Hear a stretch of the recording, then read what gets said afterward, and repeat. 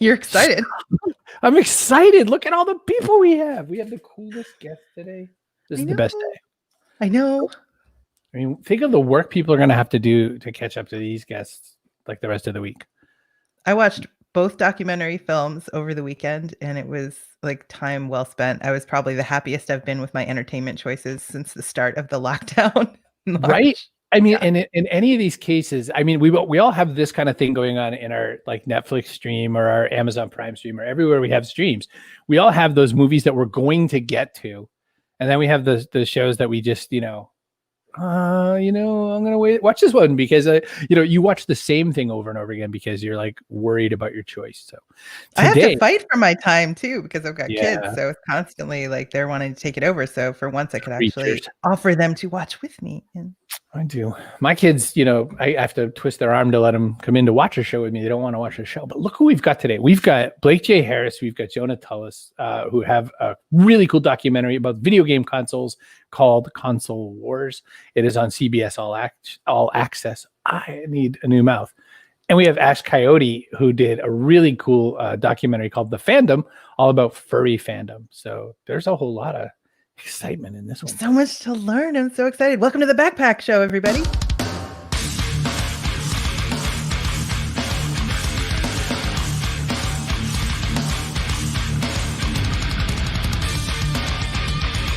Backpack Show.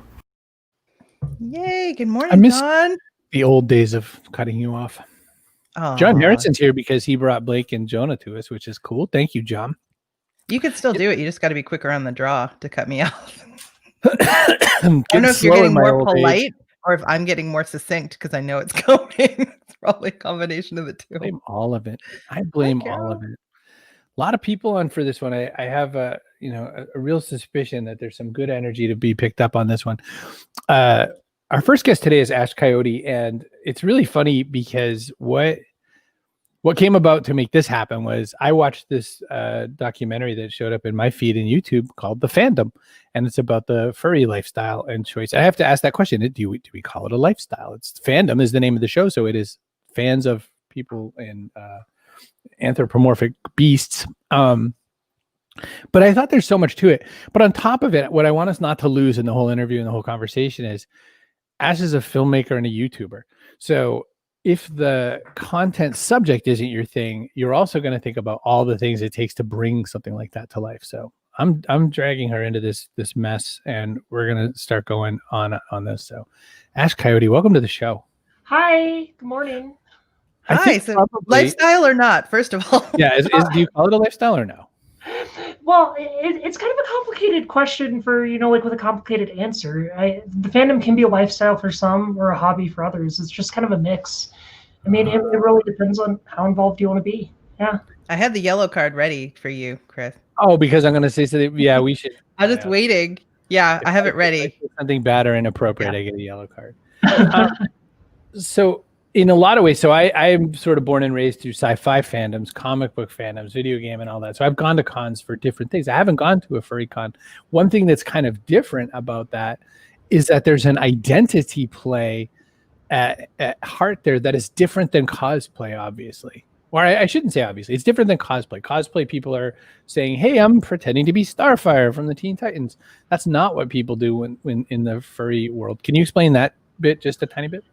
Oh, sure. I mean, so furry is one of those unique communities where, we're kind of celebrating each other. We're fans of each other. It's not really based on any given, property. While there might be gateway properties, think like maybe Zootopia might lead people to become a furry. It's not that, our characters are based on Zootopia though. Right. So, these are all kind of directly derivative of our own identities usually. So it's kind of tied to who we are, it's our persona, or as furries call it, a persona.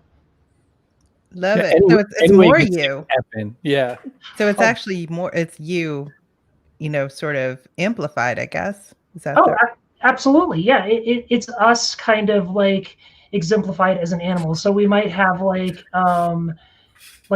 character traits that play up with different species that we like, or something, like something to that effect. It could be a lot of different things.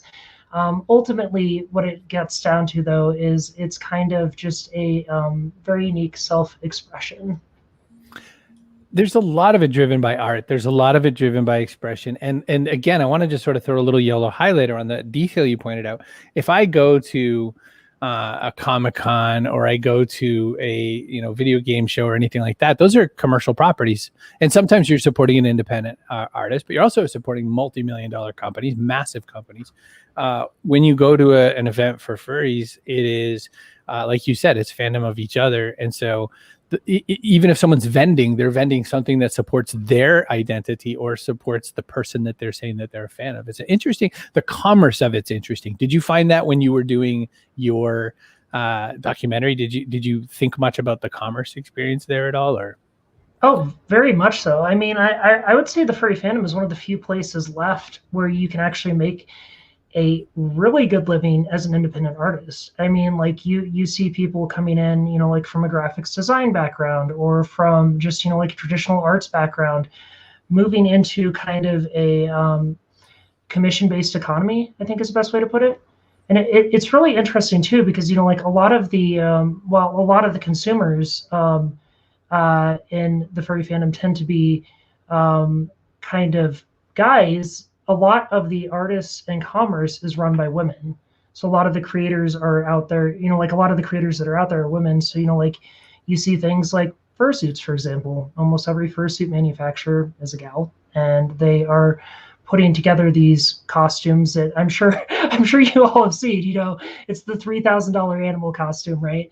That appears on my channel all the time. And I mean, those are just kind of one aspect of the quote unquote furry economy.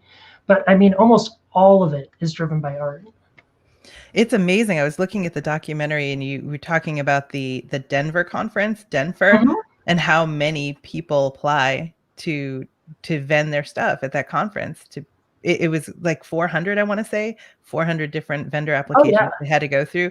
And those vendors that go to the conferences are able to make a living off their art, which is in any context amazing when you think about it. So I think the fandom is a much bigger, much more supportive community than probably most people realize.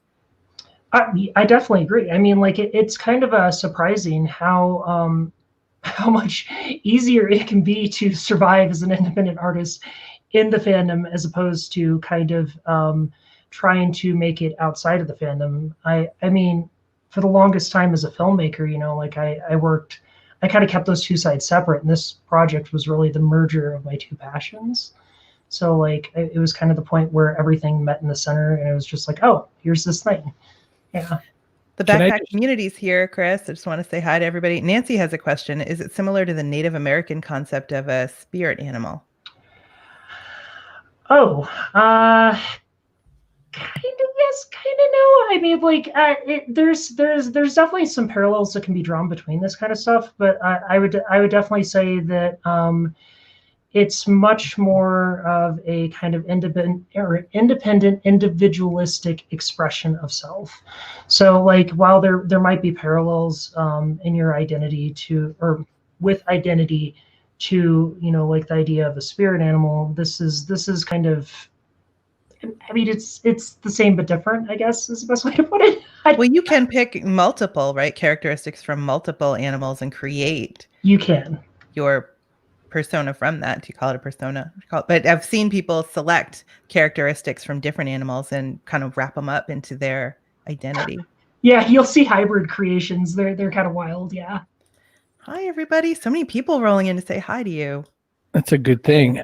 One thing I was going to point out, by the way, I'm going to go back to that view where we could see that if you look at just those bright, shiny pixels that you could barely see on your screen right now, that's people. That's all people just mashed together at a con, which, by the way, in COVID land, I'm freaked out. But, look, they have a fursuit. They could have a mask under it. They could be double protected. That's a lot of people, Ash. Yeah. I didn't scope this that way. I think of the fandom and I think of furry as kind of a really small group of people, but you're pointing out that people are making their living off it. There's a lot of people who are in that economy of, like you say, the commission economy, which isn't, I mean, that exists in anime fandoms and all that sort of a thing in a very different way, but this is a sustained community in a lot of ways. Oh, it is. And it's completely run by artists and artisans. I mean, like that's kind of the driving force for our community, is this this kind of subculture centered around art and expression. So I mean, like you'll see a lot of folks just kind of like find their way in, and then they'll be like, oh my God, this is something that really fits me. This is a part of me. And then they find a way to kind of make it more like a more complete part of their life by finding ways to, you know, like maybe monetize their content or provide services to things that you might not usually have access to, but within the community. You have a massive following on your YouTube channel. You make really good content very often. You, not that you sometimes don't make good content, but you make a lot of content. And you bring a lot of it, you know, how to make your persona, how to get through putting together the costume and everything. This is you in costume, by the way. Do you want to talk just a minute about Sure. What your identity in that way or whatever? Yeah, here, I actually brought a few of my heads on. Hang on, wait. Show and tell. So that's Ash. And then I also have another one here, which is my main wolf, Lyra. And so these are my two fursuit heads. The character I play online is Ash Coyote, but IRL, my name is Ash too, right? So I kind of developed the character to address another side of the community. So the community is largely LGBT, and I noticed there was a lack of representation in the trans community, specifically on the YouTube platform with furries. And so I'm trans, and I kind of chose to take up the mantle and give it a shot, and like see what I could do and see what I could make out of it. So you thought it was a niche, but it turns out there's quite a lot of people there. A surprising number of people, yeah. It's kind of funny. It definitely crosses a lot of it crosses with a lot of different other sub communities and stuff. So like you'll see kind of folks wander in from all over the internet to watch, because I think there's something inherently disarming about a giant talking animal, right? And so sometimes you can talk about more complex subjects or complicated things, like gender issues, and kind of bring that, bring those ideas forward in a way that people might not otherwise be able to understand. Does that make sense? I think they're more receptive, sure. Yeah, I think. Like they're disarmed. Yeah, exactly. It's a very disarming experience to see, like a giant talking coyote head on the screen, right? It's different than seeing just me. Yeah. Cheryl wants to know if it's a given that furries are animal lovers in general. I would say yeah. It's pretty much like almost all furries love animals to some degree. Like we're like, oh, like I think no self-hating furries. Yeah. I mean, you might see people that are like, I don't like cats, but you never know. Oh boy, do we see those people, Chris. Every day. Michael wants to know, how long does it take you to put a costume together? Actually, do you do it yourself or outsource it? And either way, how long does that take? Well, so the two fursuit heads that I have here were commissioned from a friend of mine. Her name is Cyber. Her company's name is Made For You. So she makes costumes for a living. Usually when you commission a fursuit, it takes anywhere between 9 months and 2 years for it to be made. Though the actual suit itself, the construction process takes, I would say like 2 to 3 weeks of like actual like work and labor. But like it's more of an issue of supply and demand, right? Like there's a lot of people that want the costumes, and like a lot of people that want the fursuits, but not enough makers to make them. So yeah. And they might not necessarily exactly be hardcore business people or hardcore, like, process assemblers, because again, it's artists and there's a lot of right brain pulling against that kind of creation. So even though there's a commercial element, there's also an artist, I don't feel like putting fur on today. Okay, great. I'm going outdoors and play with the dog, right? Yeah, very good point there. You're not wrong. But there's definitely like a little bit of a conflict there. It's interesting because I know we talked a little bit back and forth when we were trying to figure out a time to, like schedule this little interview. Right. And the past 2 weeks I've been off on a shoot, and I've been following a fursuit maker and the person receiving the fursuit.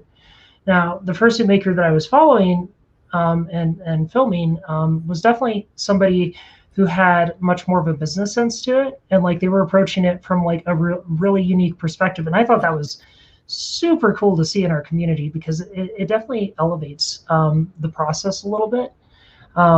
And it adds a degree of efficiency too, which is really cool. Efficiency is always nice. Anybody who's ever been on a film set knows, like it's good to be efficient, right? So it's kind of nice to see that that's kind of coming in too, that there's people with that in mind. Well, Kara from Scotland points out that I just insulted all artists, which is true. But you have to understand that before I was anything. But he's like that too. The thing is, before I was, this guy that you see here, I was making pen and ink art of weird stuff and showing up at the absolutely wrong art shows, getting no sales, because it's like lighthouse, landscape, werewolf ripping the guts out of a creature, and I don't know why I couldn't sell, but so then I had to go try to do some other businesses. So I'm insulting myself, Kara, but. Listen, Ash, I guess one last question. We have to roll to sponsors and things like that. One last question is the difference between making your YouTube episodes, which you put work into. These are designed episodes. It's not like when I do stuff, I just hit record and talk, and hopefully it sounds okay. He sure does, Ash. I just watched the earlier versions of this show, and I feel like, just in a few months we got better. But the question is, making an actual documentary film. You're a filmmaker. It's so different than YouTube. Can you talk just a little bit about those differences between the two platform modes, or whatever, the two developed pieces? Sure, absolutely. Obviously, like there's the time element, right? Like YouTube is intended for a shorter attention span, so to speak. Like it's kind of intended for a younger audience, people who want to just kind of get a lot of information thrown at them at once. And then when you're working on a film, like you're having to deal with kind of the kind of ebb and flow of the whole emotional landscape of the piece. You have to observe your characters. You have to kind of allow them to develop, and you also have to take the audience on a journey. And filmmaking, it certainly isn't easy. It takes a lot of time and practice and, like effort to really kind of perfect that. I think time-wise, mind you, this was a absolute micro budget of a film. We had a grand total of about a $30,000 budget. Wow. We pulled this together in just under a year. So we pulled this together from our first shoot date to release was about 11 months.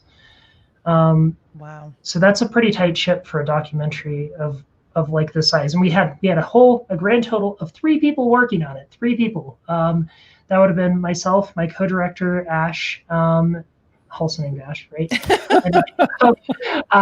And my husband, Chip. And he was kind of producing the piece. So like we it's definitely, when you're making a labor of love. It is a labor from beginning to end. It has so much heart.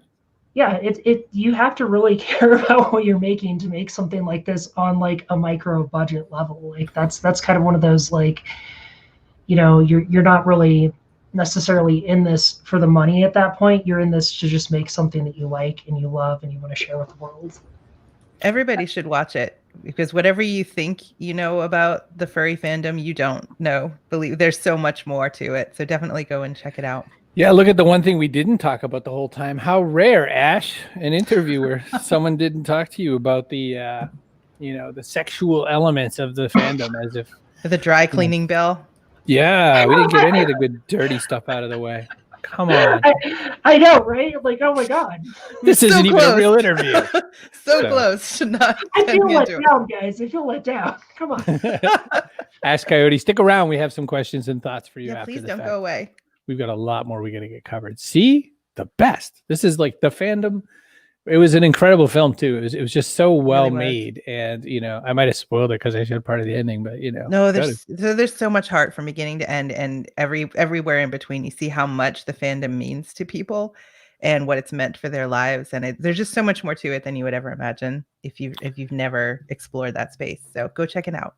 It also it pushes into this thing I've been working around a lot, which is the fact that we're all sort of made now to be on camera a lot more often.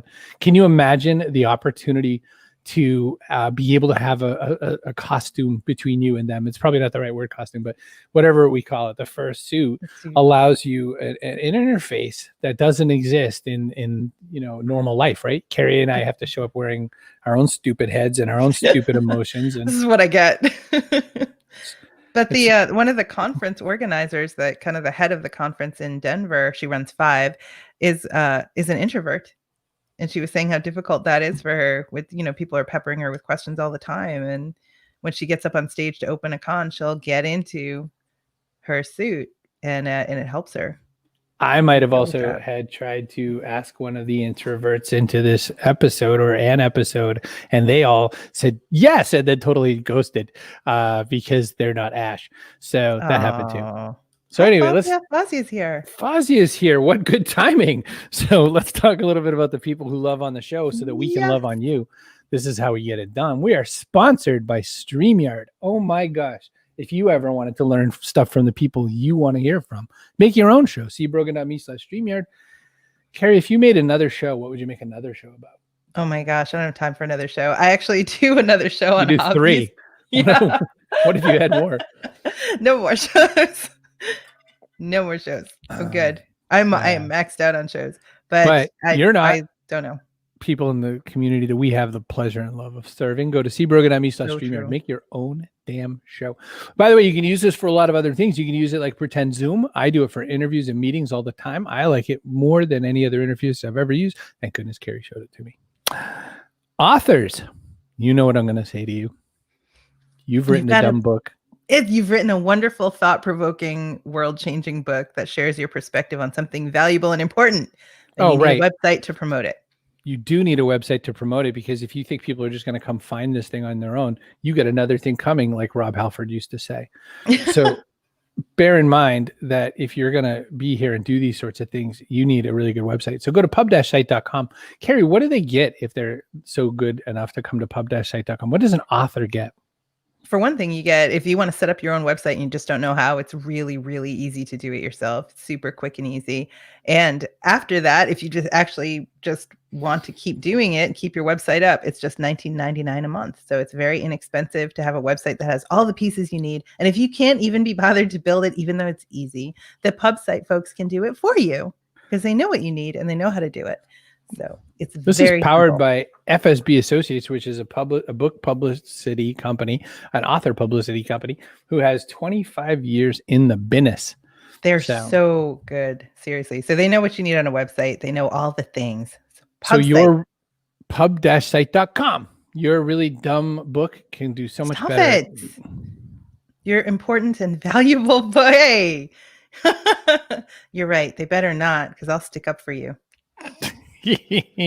Len Joy, an author from the FSB Associates Fieldhouse, joins us again. Hey, I have your book up on my it's over there. Len, did you miss an interview? But if you are a fan of classic video games, there's Len. Yeah. If you're a fan of classic video games, you've come at just the right time. Being a player of classic video games, I was always on the B platform though. So everybody had Atari. I had Odyssey. It was the worst. And then, come 90, Blake's nodding. I feel your pain. And then come along the 90s though, like the worst of the war. I mean, this is, the early days of video games, there were just fewer choices, but then all of a sudden Atari wrecked the market, and we had a next wave of video games that wasn't as certain as it is when we look now. So we have two filmmakers who are going to tell us all about what it was like to make a documentary that when I looked at it, I was like, there's no way I'm going to learn something. And I learned stuff right from the very beginning. I felt like I knew my lore pretty well, but I was blown. So we have Blake J. Harris. Don't get him confused with other Blakes. And we have Jonah Tulis, just the Jonah Tulis, as we like to call him. Hello. Gentlemen, hello. Thanks for having me. Welcome. So your documentary, I'm just going to pop it up on the old screenaroo here. Let me see. What do I want to do? I want to do that. I want to do this. Your documentary is called Console Wars, and it is playing on CBS All Access shortly, or now, or a couple days from now. What is the deal here? It's out now. Launched last week. Yeah, it's September 23rd. And everybody can watch it. I was thinking, because we started talking right before it launched, and I was like, it's coming out any day now. But, so now you don't even need, my secret screener copy. You could go to cbrogan.me/console wars and go right to CBS All Access and pick it up.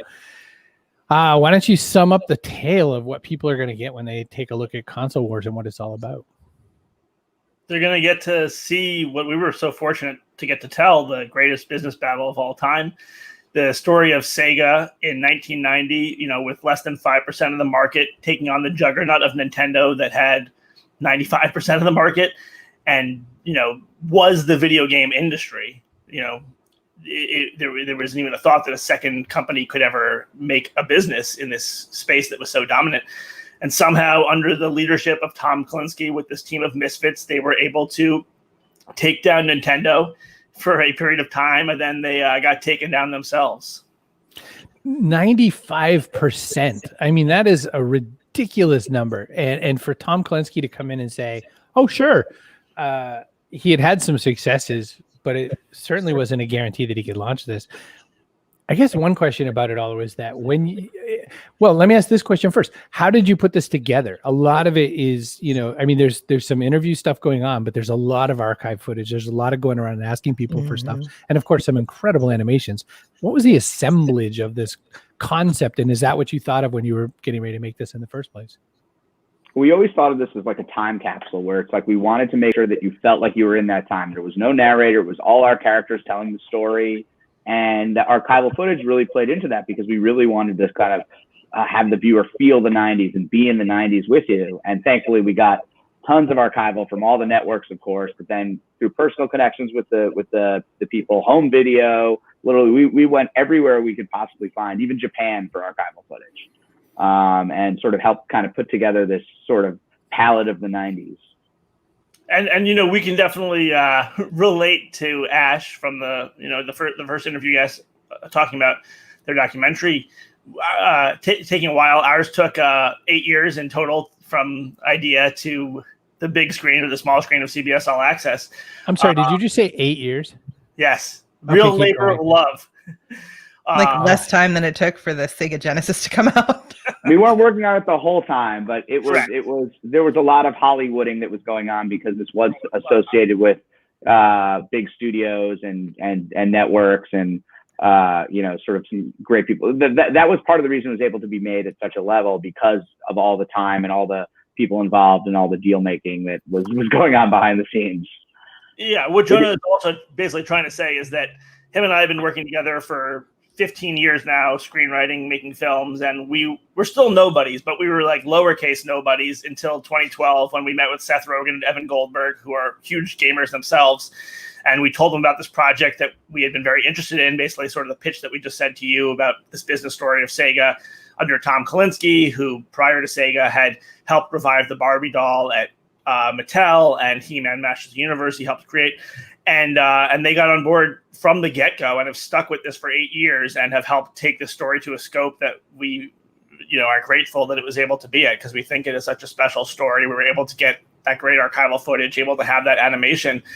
And really what I think we love most of all is that we get to shine a light on these men and women behind the scenes at Sega and Nintendo that most people have never heard of before, but they are...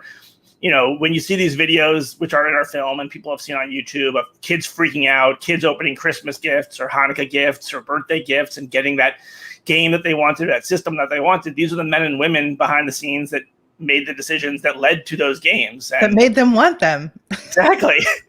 Exactly. And this was the wild west of video games back then. You know, if Sega wasn't successful, they would have gone out of business. It's not like Sony and PlayStation right now, or Sony and Xbox right now, where you know, they're still these big corporations, and if for some reason they go belly up, they'll be okay.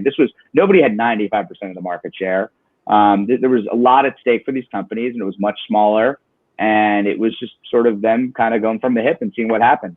It seems really quaint now to look at their struggles with things like censorship. When you see them talking about how Mortal Kombat is so bloody, and it's almost laughable, except that it wasn't at the time. There were congressional hearings and stuff. So they're both at one point on the same side of the table from Congress trying to explain, you know, Sega and Nintendo trying to explain that these video games aren't damaging to children, and they're fighting with each other at the same time. With each other, and that's something that Jonah and I always loved, as just a little microcosm of this war, in that Nintendo sent their senior vice president, Howard Lincoln, and Sega sent a guy that they just hired from Nintendo who used to work for Howard Lincoln, just to sort of and they admitted them a little bit.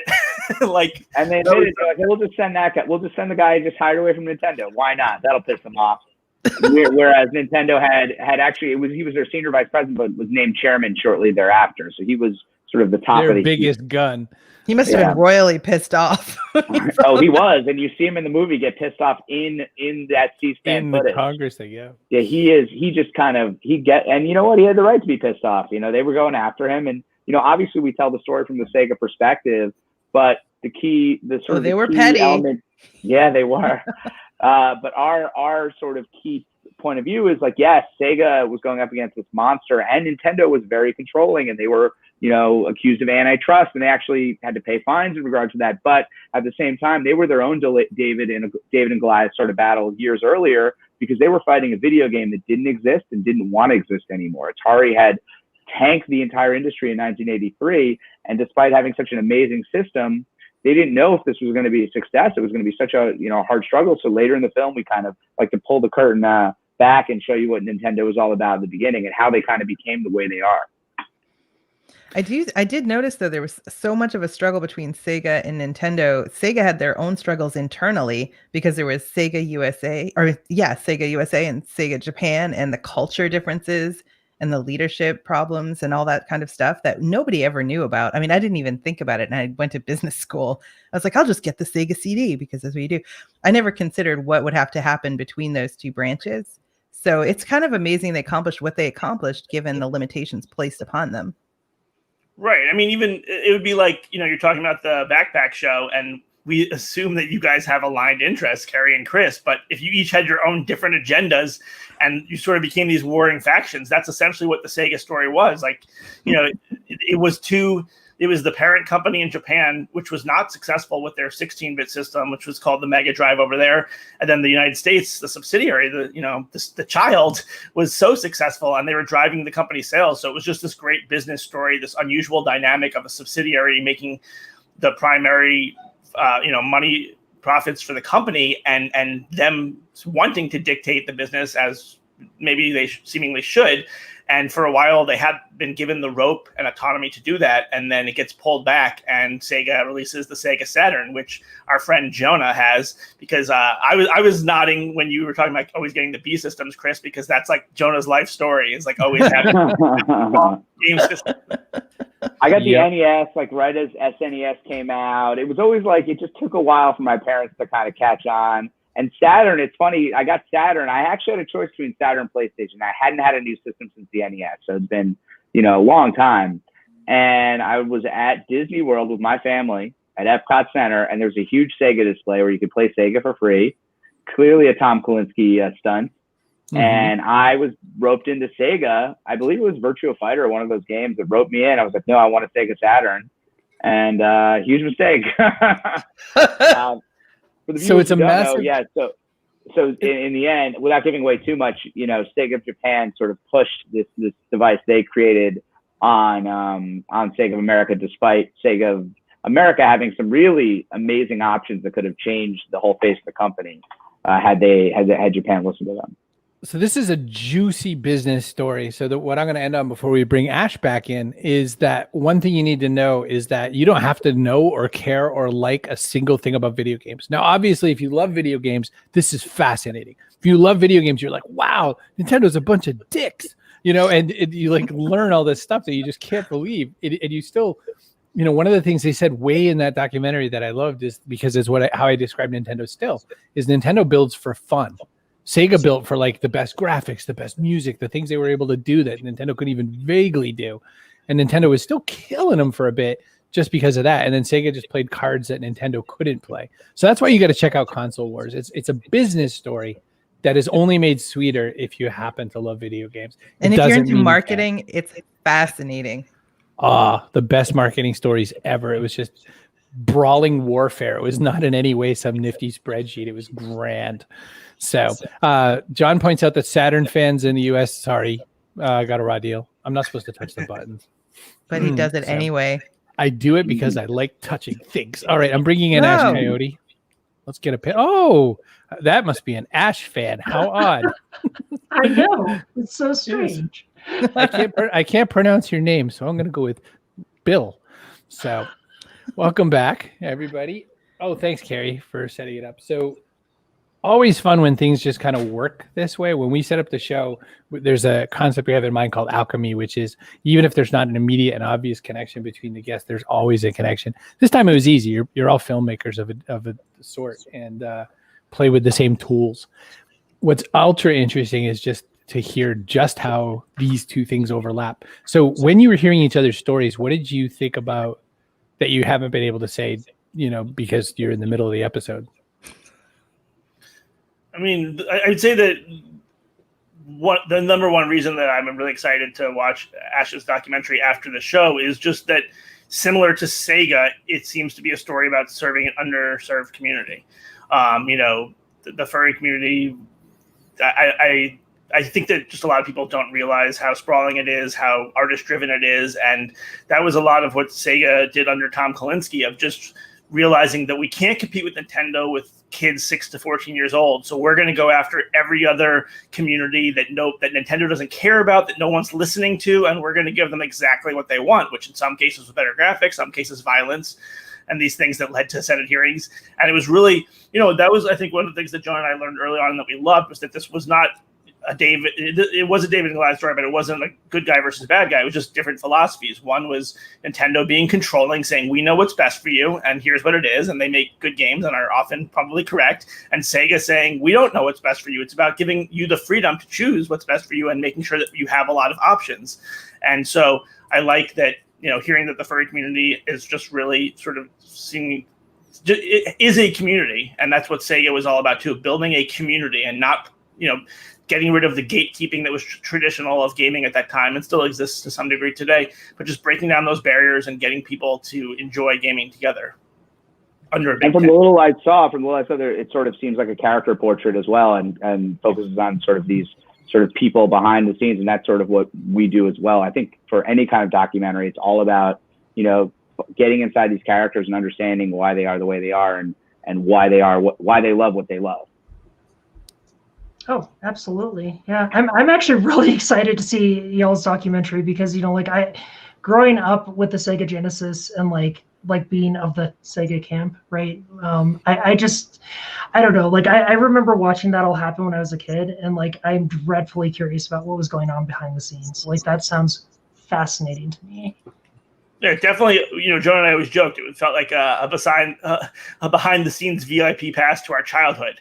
All the things that you didn't really realize at the time, or that they happened, but you didn't know why. It was well, here's actually why that happened.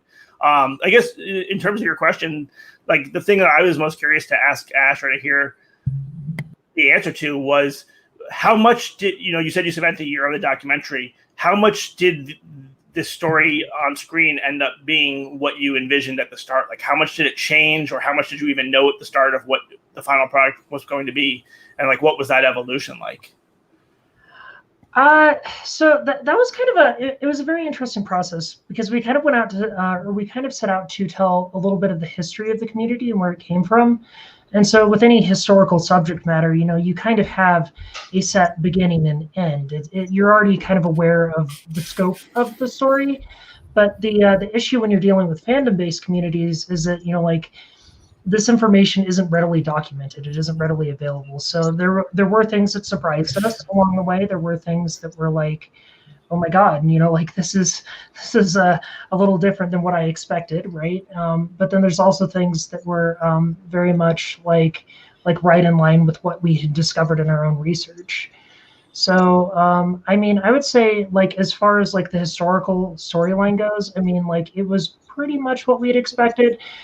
We also had a contemporary storyline in the film, which was kind of much more classical, like free flow verite. And like exploring the lives of artists and people in the contemporary community. And so that was kind of just off the cuff and like explorative. Carol has a question. Did the war bring out the worst in both companies? Arguably, Carol, it brought out the best. Yeah, I would definitely say that it brought out the best. That's something that John and I really liked about the story, because we're always asked, who won the console wars between Sega and Nintendo, and you can make a case for both companies. Nintendo was the last one standing. Sega won by, being successful, by proving that the space could be beyond children and for support a second company.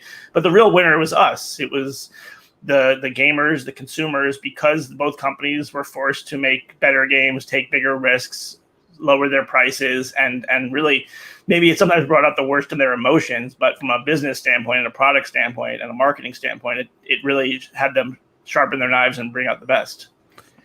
There's another important business reason to watch Console Wars, by the way, which is that if you think of where Sega is now, Sega just stopped making hardware and started selling on the intellectual property of Sonic and all their publishing license, which is the same thing Sir Mix-a-Lot did with music. He lives more on his publishing than he does on just Baby Got Back. But if you look at Microsoft's most recent move to buy up Bethesda and id and all those companies, that's that move again. That's that move of, I'm going to be the intellectual property guy, even if I don't want to be the hardware guy, in case they're hedging against, in case they lose to the PS5. So it's kind of interesting. Chris, did you bump Debbie off your page? Stop it. Oh, I don't even know what that means. So sorry. Are you you're back on? Yeah, we love you. And then, so that was just that about the game. The other thing I want to say is that it is time to ask a very important backpack question, which I'm going to let you think about, which is, what's that one thing that goes in your backpack? But while you're thinking about that, Len got bumped off too.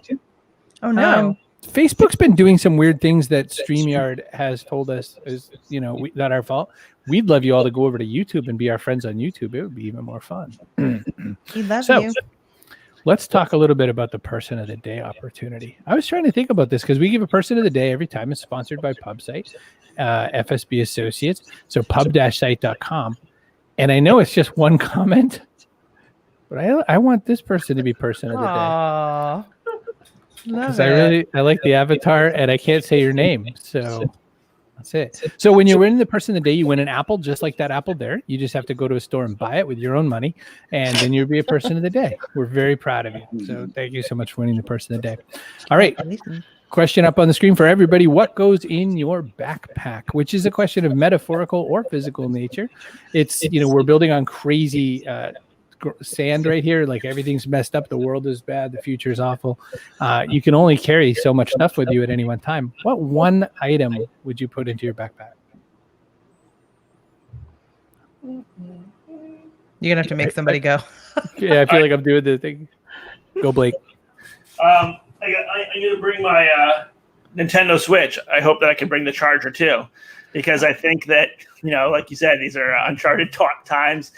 And I think that having an escape is important, and not just to get away from things, but I think that, something that I've always loved about video games from the console wars era and now is just that even though it might seem like an escape, it's also like just a chance to regroup, like sort of like when you sleep and your mind catches up. Like, I feel like I do end up dealing with real life things while I'm quote unquote escaping. And so I think doing that with Mario and now with Sonic, because he appears in these Nintendo properties, and like you said, it's just a software IP company. So there's you can get your Sonic games on here. So I'm gonna bring the Switch. Can you imagine how some people feel about that too? Oh no! Oh, some of those unsung heroes in the Sega story, just seeing their stuff on someone else's platform. Yeah, they hate it so much.